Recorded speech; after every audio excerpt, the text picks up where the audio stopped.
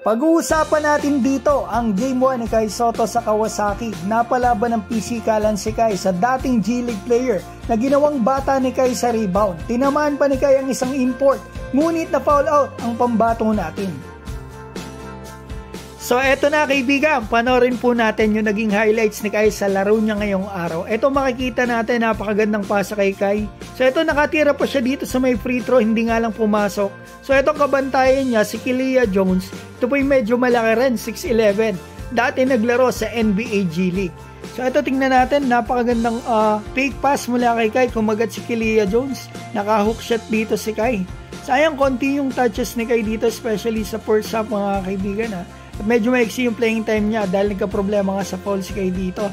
At makikita natin kung ano nga ba yung naging foul. Feeling ko kasi 3 lang dapat yung foul ni Kai. So ito tingnan natin, nagkaka-pisikalan si Kai at saka si Kilia Jones. Umiiyak to sa referee kanina pa. So ito makikita natin, hindi binigay yung offensive foul. Yan ang isang foul ni Kai mga kaibigan. Dapat talaga offensive foul yun kasi binaban ni Kilia Jones yung kaliwa niyang balikat. So ito Matthew Wright, nakatras pa dito sa second quarter. Kalaban pala siya ni Kai dito. So ito makikita natin, hindi makakuha si Kai dito ng bola kahit nalilibre siya sa ilalim. So ito, same situation. Mga kaibigan, hindi siya nakakuha ng bola. Sayang yun.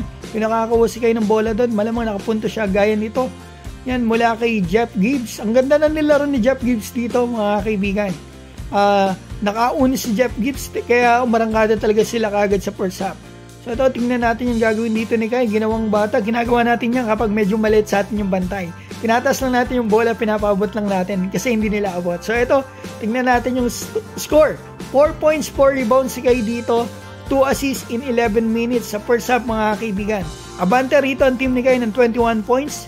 Malaking bagay yung ginawa ni Jeff Gibbs. Pumapasok yung tira niya at saka yung isang import.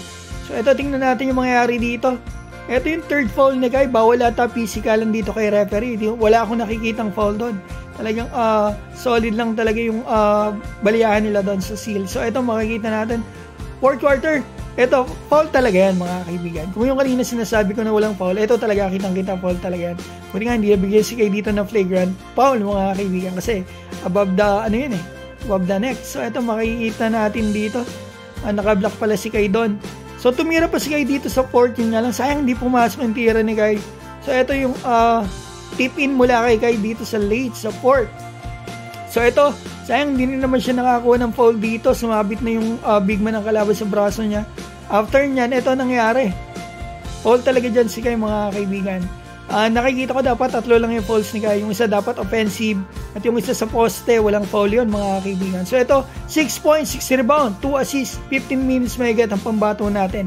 Sayang talaga mga kaibigan, hindi masyado maraming touches ang pambato natin. Especially sa first half kasi mas maganda sana mabibigyan si Kai na mas maaga para makuha niya yung rhythm niya kaagad. Sayang, pero ang guting naman nanalo sila dito at tumama yung mga tira ni Jeff Gibbs at ni LJP. Kung hindi, malamang dehado tayo sa laban na ito.